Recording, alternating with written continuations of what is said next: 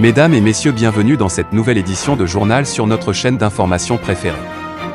L'information nous suit partout dans le monde, alors si vous êtes nouveau, abonnez-vous et activez aussi votre cloche de notification.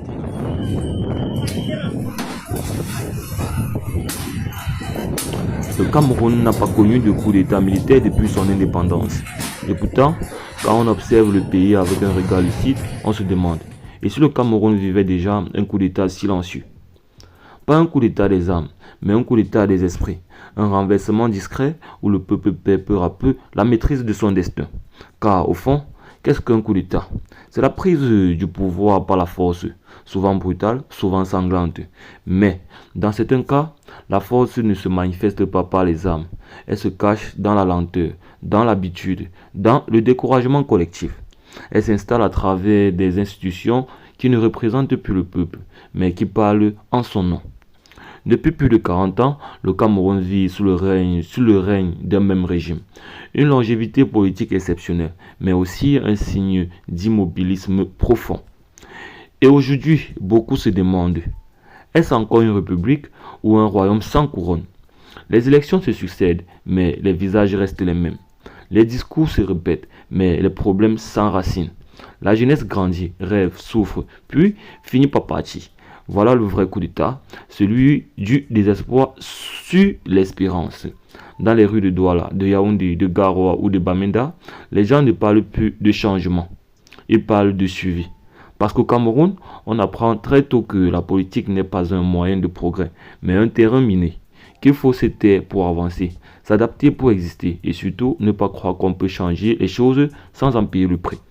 Le peuple s'est habitué à la peur, une peur tranquille, quotidienne, invisible. La peur de parler, la peur de rêver, la peur même d'espérer. Et pendant ce temps, les mêmes mains gardent le pouvoir. Alors oui, il n'y a pas eu de coup d'État officiel, mais il y a eu un coup d'État psychologique. Le peuple a été lentement dépossédé de sa colère.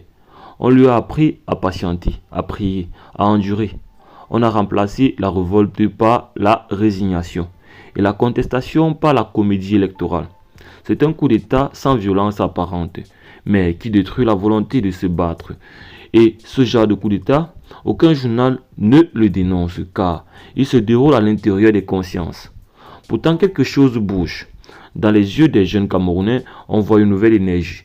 Une génération qui n'a pas connu l'époque des promesses, mais seulement celle des frustrations. Une génération qui ne croit plus au discours, mais aux faits. Qui veut apprendre, entreprendre, créer, voyager et reprendre la parole. Ce sont eux, les vrais acteurs du futur. Et s'il doit y avoir un coup d'État au Cameroun, il ne viendra pas des casernes, mais des esprits éveillés. Ce sera un renversement de valeurs. Pas de drapeau renversé, pas de chats dans les rues, mais une révolution invisible, intérieure, où le peuple reprendra ce qu'on lui a volé, sa confiance, sa dignité et sa voix. Le vrai coup d'État, ce n'est pas celui des armes, c'est celui de la conscience. Le jour où les Camerounais comprendront qu'ils n'ont pas besoin d'un sauveur, mais d'un projet collectif, ce jour-là, le pays changera. Le changement ne viendra pas d'un homme, mais d'une idée. C'est d'un Cameroun libre, juste et enfin debout.